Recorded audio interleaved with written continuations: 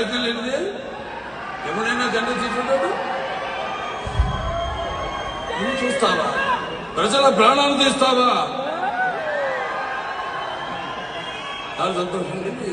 మరొకసారి నాకున్న జ్ఞాన సంపదలో బ్రాహ్మణుని, ఐశ్వర్యంలో వైశ్యుని, మంచిని మాదని, మంచి చేతికి మాదిగని, కష్టాన్ని నమ్ముకున్న కమ్మని, కొమ్మని, కంసాన్ని నడుచుకుని, నాయ బ్రాహ్మణుని, కలమశుని, యాదవుని, ఆపలాదుని, బలమని, వ్యక్తిత్వంలో రాజుని, అమ్మను అనిపించే కమ్మని, పౌరుషంలో రెడ్డిని, భుజబలంలో కాపుని, అన్ని కులాలు ఆదరించే మీ బాలిష్టని.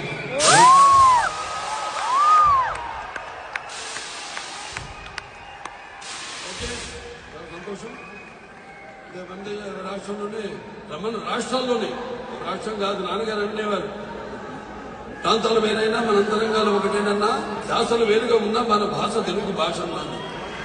ఎక్కడున్నా అంతా ఒకటే. మనం ఇవాళ కేవలం ఆంధ్ర తెలంగాణ కాదు, మొత్తం ప్రపంచం అంతా మన వాళ్ళు వ్యాపించి ఉన్నారు.